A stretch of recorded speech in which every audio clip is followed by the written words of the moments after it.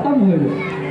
এই কিতাব কোরআনে কারীমের বাদে সবচেয়ে মূল্যবান কিতাব এই পৃথিবীর ভিতরে আকাশের তলে বুখারী শরীফ। বুখারী শরীফের ভিতরে ৭,২৭৫টা হাদিস আছে। এই কিতাবে লিখনেওয়ালা মুহাম্মদ ইসমাইল রাহিমাহুল্লাহ বহু বড় ওলি ছিলেন। ইমাম বুখারী রাহিমাহুল্লাহ জন্ম হয়েছিল ১৯৪ হিজরিতে। ওনার ইন্তেকাল হইয়াছিল ২৫৬ হিজরিতে। ইমাম বুখারী রাহিমাহুল্লাহ যে সময়ে দুনিয়া থেকে বিদায় নিলেন, ওনাকে কবর রাখা হইল। কবর থেকে খুশবু সুগন্ধ বাহির হয়ে গেছে সঙ্গে সঙ্গে। কত নেক, কত মকবুল বান্দা ছিলেন ইমাম বুখারী রাহিমাহুল্লাহ, কত ভালো ছিলেন। এই কিতাব কত মূল্যবান কিতাব। এক বহুত বড় মুহাদ্দিস হযরত আবু যায়েদ মারওয়াজি রাহিমাহুল্লাহ, উনি একবার আল্লাহর নবীকে স্বপ্নে দেখলেন। আল্লাহর নবী বলল, ইলা মা তুদাররিস কিতাব শাফি, হে আবু যায়েদ মারওয়াজি, আপনি কতদিন পর্যন্ত ইমামে শাফির কিতাব পড়াইবেন আর আমার কিতাব কোন দিন পড়াইবেন? ইমাম আবু যায়েদ মারওয়াজি বলল, ইয়া রাসূলুল্লাহ, আপনার কিতাব কোনটা? আল্লাহ নবী বলল, জামি মুহাম্মদ ইসমাইল, অর্থাৎ বুখারী শরীফ আমার কিতাব। আল্লাহ নবী বলছে বুখারী আল্লাহ নবীর কিতাব।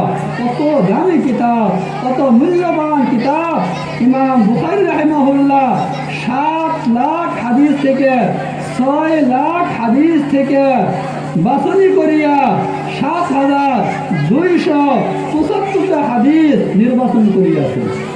একদম শুদ্ধ হাদিসগুলি বয়ান করিয়াছেন। এক এক হাদিস লেখবার আগে ভালো করিয়া ওযু করতেন, গোসল করতেন, 2 রাকাত নামাজ পড়তেন, এরপরে ইস্তেখারা করতেন যে হাদিসটা আমি লিখবো এটা শুদ্ধ আছে কি না। যে সময় ইস্তেখারা করে দিল শান্তি হইতো, উনি পরিপূর্ণ বিশ্বাস করতে পারত, ওই সময় এই হাদিসটা লিখত। এই হিসাবে এক এক হাদিস লিখিয়া ৭,২৭৫টা হাদিস জমা করিয়াছেন। একবার এক বহুত বড় মুহাদ্দিস হযরত ফিরাবী রাহিমাহুল্লাহ, উনি স্বপ্নে দেখলেন আল্লাহ নবী আলাইহিস সালাতু ওয়াস সালাম পদার্পণ করছে। আল্লাহ নবী জিজ্ঞাসা করলেন, আইনা তুরিদ, হে ফিরাবী, আপনি কই যাইতেছেন? আপনি কই যাইতে চান? ইনি বলল, তুরিদ মুহাম্মদ ইবনে ইসমাইল, আমি মুহাম্মদ ইসমাইল অর্থাৎ ইমাম বুখারীর কাছে যাইতে চাইতেছি। আল্লাহ নবী বলল, ইকরাউ মিন্নি আসসালাম, হে ফিরাবী, যে সময় আপনি ইমাম বুখারীর নিকটে যাইবেন আমার সালামটা বলিয়ে দিন। আল্লাহ নবী আলাইহিস সালাতু ওয়াস সালামে সালাম পাঠালেন। কত মকবুল, কত ওলি, কত উচ্চ দরজার বুজুর্গ ছিলেন ইমাম বুখারী রাহিমাহুল্লাহ। ইমাম বুখারী রাহিমাহুল্লাহ এই কিতাব লিখিয়াছেন। এই কিতাবের ভিতরে প্রথমে নিয়তের হাদিস বয়ান করিয়াছেন, যে সম্পর্কে কথা আপনাদিগকে বলা হয়েছে। এরপরে আজকে যে শেষ হাদিস পড়া হয়েছে, এই হাদিসের ভিতরে বহু দামি কথা বয়ান করা হয়েছে। হযরত আবু হুরায়রা রাদিয়াল্লাহু আনহু বহুত বড় সাহাবী ছিলেন। ইনি বলতেছেন আল্লাহর নবী আলাইহিস সালাতু ওয়াস সালাম বলিয়াছেন, 2টা শব্দ আছে। এই শব্দ 2টা আল্লাহ পাকের দরবারে বড় প্রিয়, বহুত মহব্বতে, বহুত ভালো, আল্লাহ পাকে খুব পছন্দ করে। আর যদি কেউ পড়তে চায়, জবানে কোনো কষ্ট হয় না, অসুবিধা হয় না, সহজ হিসাবে পড়তে পারে। যে সময় বলা হইল যে আল্লাহর দরবারে বহুত প্রিয়, মনে সন্দেহ যে বোধহয় খুব কষ্ট হবে, পড়তে কঠিন হবে, এর উত্তর দিয়ে দিল যে না, যদিও আল্লাহর দরবারে বহুত মূল্যবান, মিজানে বহুত ভারী, কিন্তু মুখে উচ্চারণ করতে কোনো কষ্ট নাই, একবারে সহজ।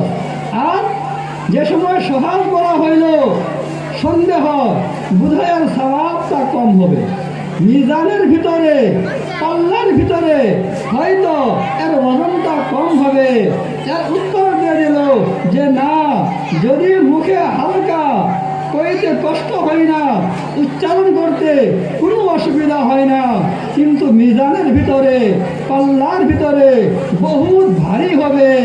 আর শব্দ হয়েছে সুবহানাল্লাহি ওয়া বিহামদিহি সুবহানাল্লাহিল আযীম।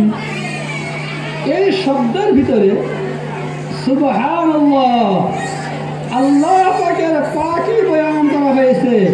আল্লাহ পাক, আল্লাহ পবিত্র, আল্লাহর কোনো দোষ নাই, আল্লাহর কোনো কমি নাই, আল্লাহর কোনো ত্রুটি নাই, আল্লাহ সব লাইনে সব ক্ষেত্রে পাক পবিত্র। আর বিহামদিহি, সমস্ত প্রশংসা আল্লাহ পাকের জন্য। যে সময় আল্লাহ সবচেয়ে ভালো, সবচেয়ে পাক, গতিকে সবচেয়ে বেশি প্রশংসা, সবচেয়ে বেশি এবং সমস্ত প্রশংসা আল্লাহ পাকের জন্য। সুবহানাল্লাহিল আযীম। আল্লাহ পাক এবং আল্লাহ বহুত বড়, আল্লাহ পাকের বড়ত্ব মহত্ব বয়ান করা হয়েছে। এই তিনটা শব্দের কারণে এই কথা আল্লাহ পাকের দরবারে বহুত প্রিয় হয়ে গেছে। হাদিস আইছে আহাব্বুল কালাম আন ইয়াকুল আব্দ সুবহানাল্লাহি ওয়া বিহামদিহি সুবহানাল্লাহিল আযীম। আল্লাহ পাকের দরবারে সর্বশ্রেষ্ঠ, সবচেয়ে প্রিয় কথা সুবহানাল্লাহি ওয়া বিহামদিহি সুবহানাল্লাহিল আযীম। এটা বলা, যদি বান্দায় দিল দিয়া একবার পড়ে সুবহানাল্লাহ, তার যে পাল্লা আছে মিজান, আধা পাল্লা নেকির ধারা আল্লাহ তাকে ভরিয়া দেন।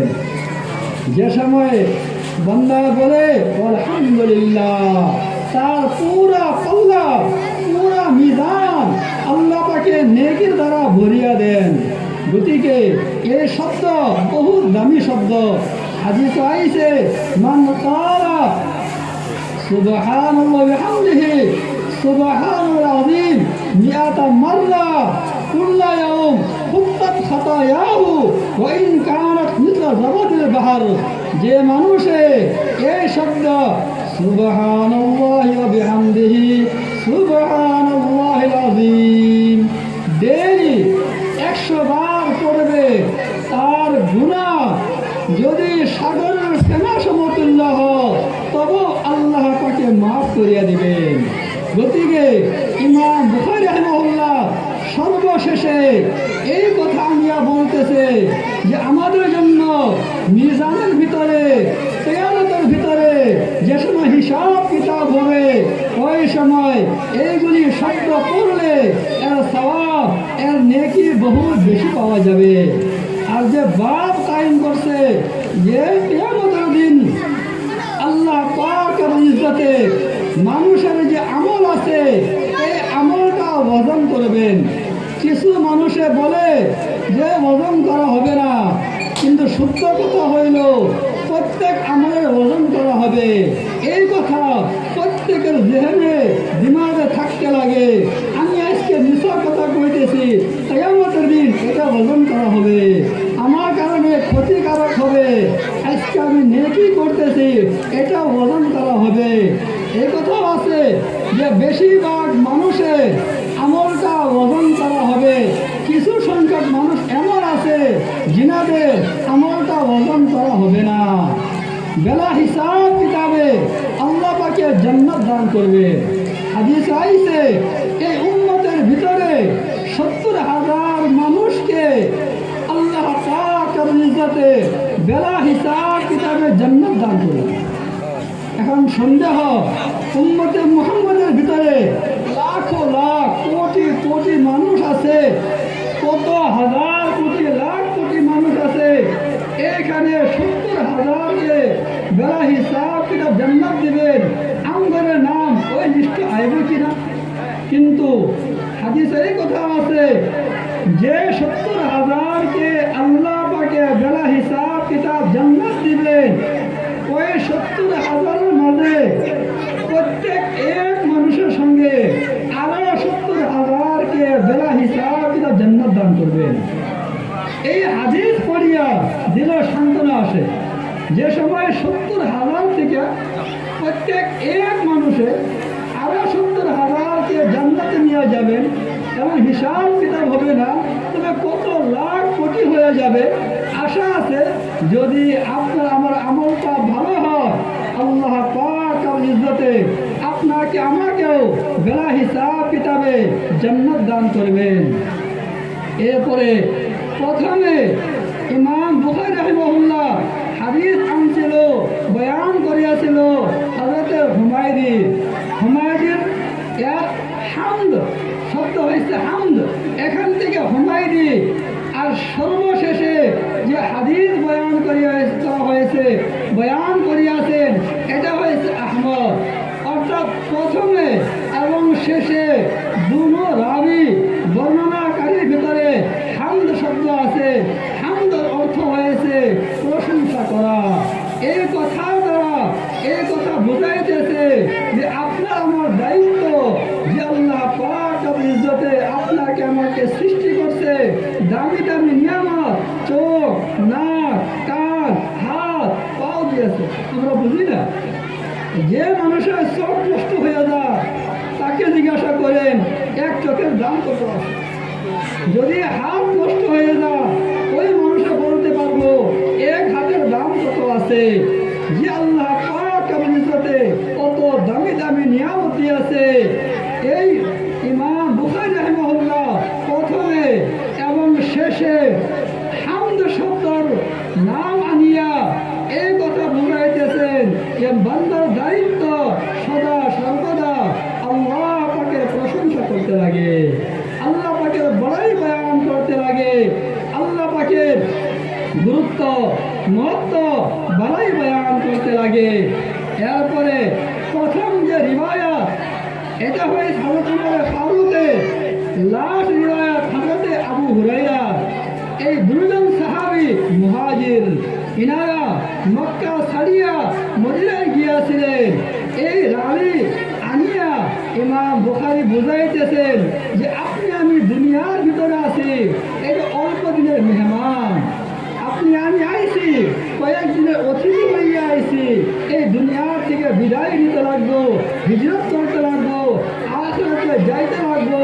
গতিকে যে কাজ করলে আল্লাহ রাজি হবেন, কবরে শান্তি পাইব, সেই কাজ করতে লাগে। শেষ কথা হলো আমার ভাই ও দোস্ত, আমার মা বোনেরা, আমরা সবাই জানি আমাদের বয়স কেউ 40 বছর, কেউ 50 বছর, কেউ 60 বছর। যদি আমরা ভাবি যে আমরা পুরো জীবনটা কার জন্য খরচ করিয়াছি, বুঝা যাইব আমার ছেলে মেয়ের জন্য, আমার পরিবারের জন্য আমার জীবনটা শেষ করিয়াছি। চাকরি করছি ছেলে মেয়েকে খাওয়াবার জন্য, পরিবারকে খাওয়াবার জন্য, ব্যবসা করছি পরিবারকে খাওয়াবার জন্য, ছেলে মেয়েকে খাওয়াবার জন্য, ইনকাম করছি ছেলে মেয়ের জন্য, দিনে রাত্রে কষ্ট করছি, মেঘে রোদে কষ্ট করছি ছেলে মেয়েকে খাওয়াবার জন্য, পরিবারকে খাওয়াবার জন্য। কিন্তু আজকে আমার যদি মৌত হইয়া যায়, আমার পরিবারে এই কথা বলবো না যে আমার স্বামী সারা জীবনে কষ্ট করছে, রাতকে রাত পাইছে না, দিনকে দিন অনুভব করেছে না, বৃষ্টিকে বৃষ্টি মনে করেছে না, বড় কষ্ট করিয়া আমার স্বামী আমাকে খাওয়াইছে। আজকে আমার স্বামী আমার কাছ থেকে চিরবিদায় নিতেছে, আর জীবনে ঘুরিয়ে আসবে না। গতিকে যে কবরে যাইতেছে, অন্ধকার কবর, 7 বিচ্ছুর ঘর, লাইট নাই, মশুরি নাই, বাতি নাই, আমি আমার স্বামীর সঙ্গে অল্প যাই, অল্প সহায় করে আসি, 2-3 দিন থাকিয়ে আসি, এই কথা কোনো পরিবারে বলবো না। এই হিসাবে আপনার আমার ছেলেমেয়েও বলবো না আমার আব্বা বড় কষ্ট করছে, সারা জীবনে আমাকে ইনকাম করে খাওয়াইতেছে, আজকে আমার আব্বা বিদায় নিতেছে, অন্ধকার কবরে যাইতেছে, আমার আব্বার সঙ্গে কেউ যাইতেছে না, বড় কষ্ট, ওই জায়গার লাইট নাই, সাপ বিচ্ছু আছে, আমি সঙ্গে যাই, 2 দিন সহায় করে আসি, এই কথা কোনো ছেলে বলবো না। এই হিসাবে যদি কোনো মহিলা মা বোন মারা যায়, স্বামীও বলবো না, আমার পরিবারে বড় কষ্ট করছে, রাত দিন গরম ঠান্ডার ভিতরে আমাকে রান্ধিয়া বাড়িয়া খাওয়াইছে, আজকে বিদায় নিতেছে, আমি সঙ্গে যাই, অল্প সহায় করি, এই কথা কোনো স্বামীও বলবো না।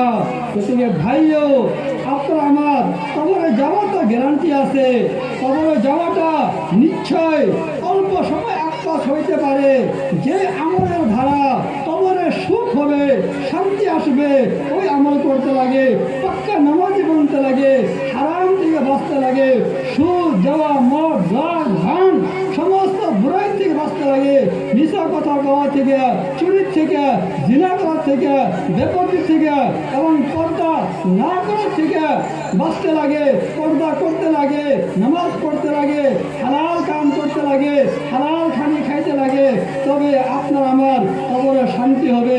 এরপরে আমার মা যিনারা আজকে বোখারে খতম করলেন, তিনারা বিদায় নেবেন, আপনারা সারা বছর বড় মেহনত করেছেন, আল্লাহ নবীর হাদিস পড়ছেন, এই হাদিস পড়ার উদ্দেশ্য যাতে আল্লাহ নবীর জীবনের চরিত্র আমাদের ভিতরে আসে, আল্লাহ নবীর আখলাক ব্যবহার আমাদের ভিতরে আসে, আল্লাহ নবী যেগুলি কাম করিয়াছে ওইগুলি কাম করার জজ্বা আমাদের ভিতরে আসে, যেগুলি কাম থেকে বাধা দিয়েছেন, যেগুলি কাম করেন নাই ওইগুলি কাজ থেকে বাধা দূরে থাকতে লাগে, বিরত থাকতে লাগে। যদি এইগুলি কাজ আমাদের ভিতরে আসে তবে হাদিস পড়াটা আল্লাহর দরবারে কবুল হয়ে গেছে। আর যদি এটা হয় নাই তবে চেষ্টা করতে লাগবো যাতে হাদিসের রং আমাদের ভিতরে আসে, আল্লাহ নবীর তরিকা আমাদের ভিতরে আসে। আর সারা বছর পড়া হয়েছে, ভুল তো হইতে পারে, আমরা আল্লাহর কাছে মাফি চাইয়া নেই, আল্লাহর কাছে দোয়া করি। আমার মারা, মেয়েরা, ছাত্রীরা বড় কুরবানি করিয়া মাকে বাপকে ছাড়িয়া মাদ্রাসায় থাকছে, সমাজকে ছাড়িয়া এবং সম্পর্কে রিশতেদারকে ছাড়িয়া এই মাদ্রাসায় লেখাপড়া করেছে। যে সময় ছেলে মেয়ে বাহিরে থাকে, মা মাংস বানায়, মাছ বানায়, মায়ের দিলে অনুভব করতে পারে কত চুল লাগে যে আমার মেয়ে, আমার ছেলে বাকি খাইতেছে, আজকে আমি মাছ খাইতেছি, মাংস খাইতেছি, আমার মেয়ে বাকি খাইতেছে ভারত মাদ্রাসায়। এই কষ্ট করিয়া পাঠাইছে, সারা বছর করছে, ভুল ভ্রান্তি হইতে পারে, আমরা আল্লাহর কাছে দোয়া করি, আল্লাহ